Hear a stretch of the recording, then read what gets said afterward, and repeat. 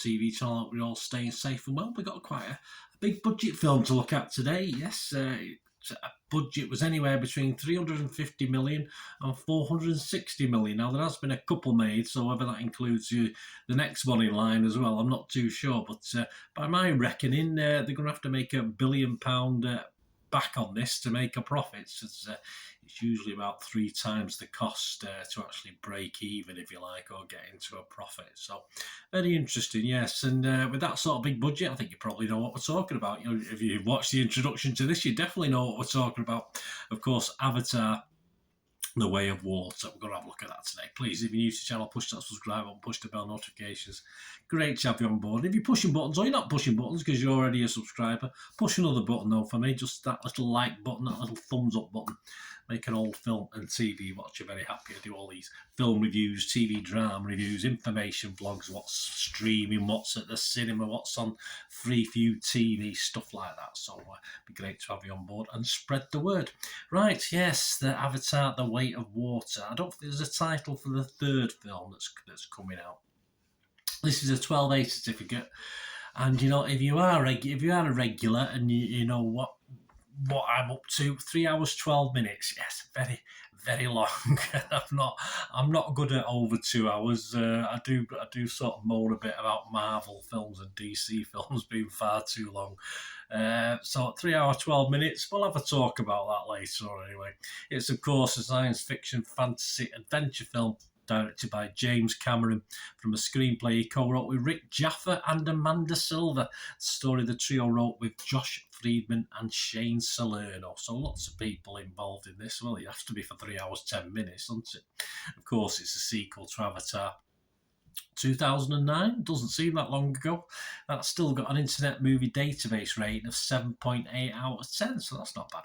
The second film in the Avatar franchise, the cast members Sam Worthington, Zoe Saldana, Stephen Lang, Joel David Moore, CCH Pounder, Giovanni Ribisi, Dilap Rao and Matt Gerald reprise their roles from the original film. Well, they're all mostly blue, as in the old Pandora people.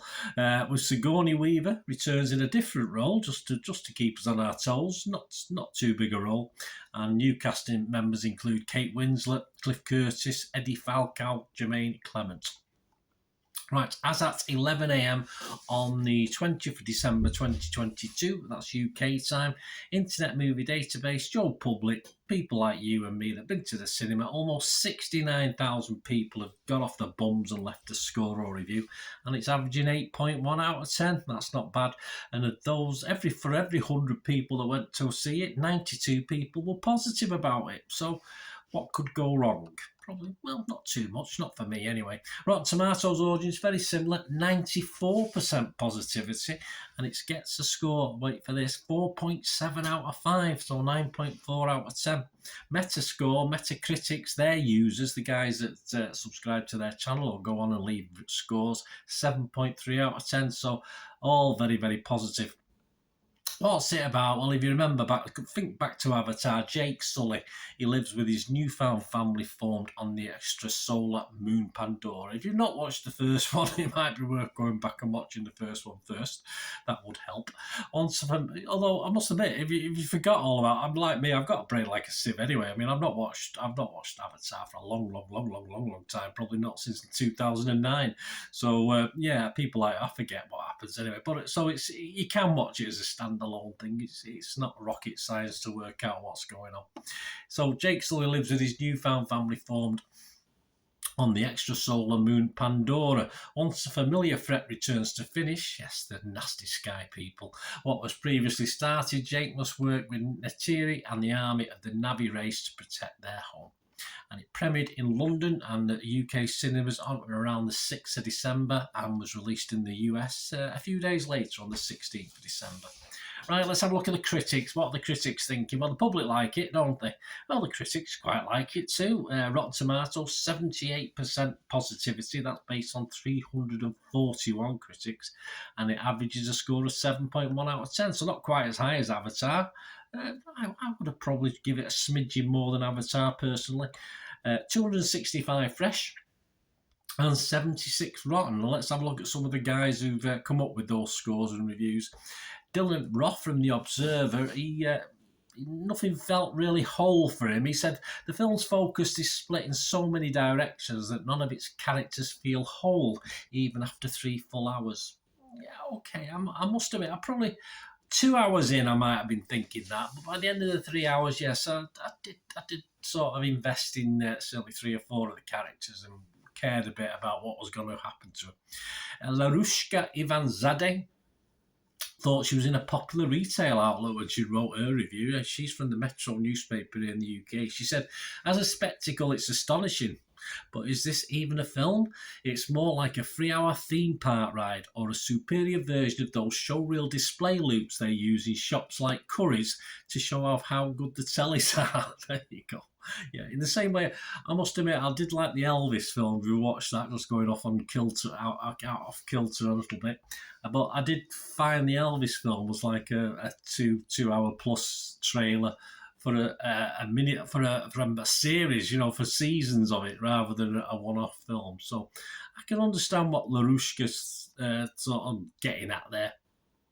Brian Lowry, he had a sense of wonder at this. He's from CNN.com. He said, James Cameron has done it again with Avatar, the way of water state-of-the-art exercise that rekindles that sense of wonder and demands to be seen by anyone with lingering interest in watching movies in theatres. I wholeheartedly agree with that. And it won't be too bad on the smaller screen as well. But we'll talk about that in a bit, because I think this they could have adapted this to something else, but it was never going to happen. It's a cinema movie, simple as that.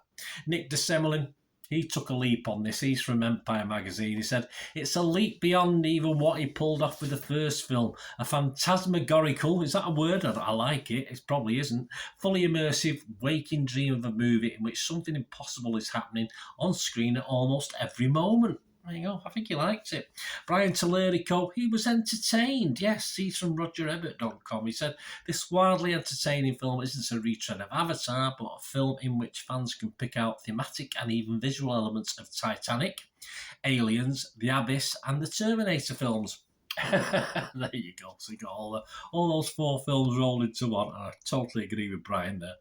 The website's consensus, narratively, it might be fairly standard stuff.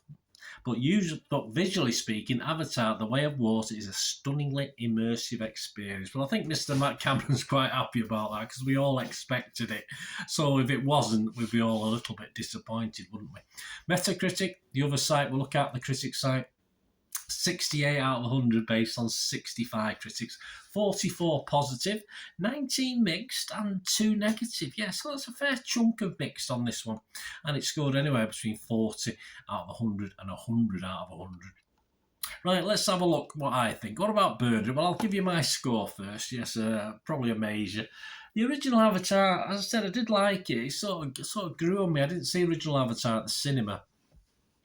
And I sort of remember watching it a couple of times, and it sort of got better with a second watching.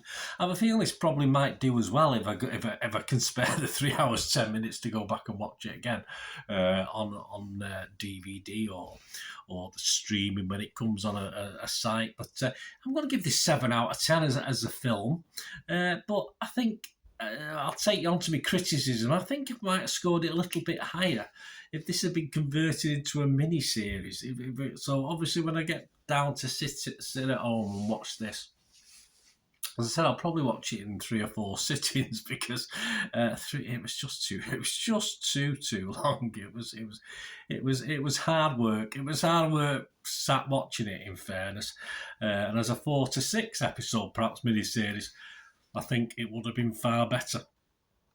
The story is incredibly basic. There's nothing, no bells and whistles with this one, and so simple. I mean, to get 3 hours out of this, well done for that. But it got to be well done for more or less making lots of filler pretty interesting to watch, and that's what it did. The actual visuals, if you like, as I said, so this is not, the plot isn't that complicated. I mean, I looked at Wikipedia and they do a little plot outline, don't they? And yeah, I mean, all right, it went on for a bit because certain things happen, but if you sort of even, you could condense it further, the plot, you could probably do it in a paragraph of what it's about. So yes, an achievement in itself, say, to make 3 hours 10 minutes out of what is a basically very, very simple plot with lots of different things thrown in, as that critic said before, different films, Terminator, the Titanic.